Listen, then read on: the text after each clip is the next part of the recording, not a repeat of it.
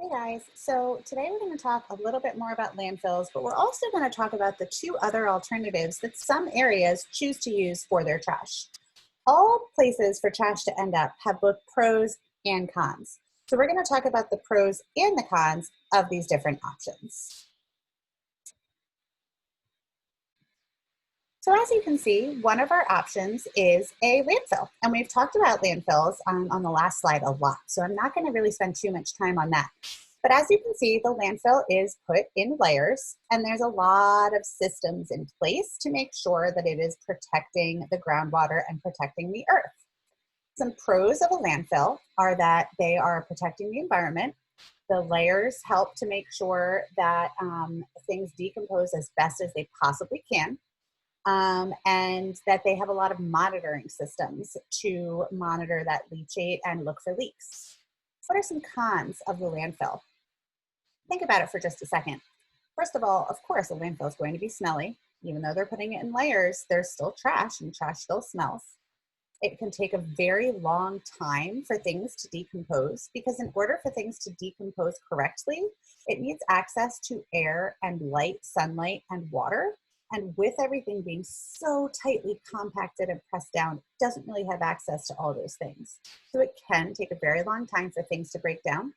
And the last con is that, of course, it can be a risk to the environment, even though they're trying very hard to make sure that they're monitoring everything. So those are some pros and cons of a landfill. Another option that some areas use is an incinerator.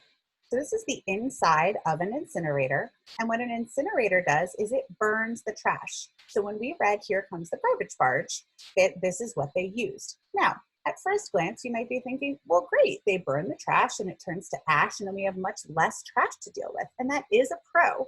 The trash burns off and you're left with just ashes to dispose of, and then the ashes can then get buried at a landfill. So you actually do still need a landfill, even if you're using an incinerator. However, the incinerator has some cons as well. It's not just as simple as that. The first con with an incinerator is that it actually releases quite a bit of odor. So if you think about when you're burning something, if somebody's cooking, for example, and something's burning, you can smell like what that smells like. If you burn something in a fire pit, you can smell what burning wood smells like. If you're burning trash, there's a very strong smell and potentially a dangerous gas that can be released from that. So they have to be very careful with incinerators that they're capturing all of that stuff that's burning off. They can't just let that go into the air. It would really cause a lot of pollution and risk. So they have to really catch all of that and make sure that they're being very careful with that discharge that's going into the air. The other con is, again, you're left with all these ashes then that still have to be buried at a landfill. So an incinerator by itself isn't really a self-sustaining practice. They have to also rely on a landfill to work with some of those things. So those are some pros and cons of an incinerator. The last option is a dump. So a dump is like a landfill in that it's on the earth. There's a lot of differences between a landfill and a dump, and we talked about those a little bit before. The biggest difference is that there's no hole in the ground, okay? So a dump is really literally a dump. It's literally a dump. It's just they're dumping it on the ground. They're not putting anything in layers. They don't really have any ground or leachate or gas monitoring systems, and it poses a really big risk to the environment as well as to the groundwater in that area.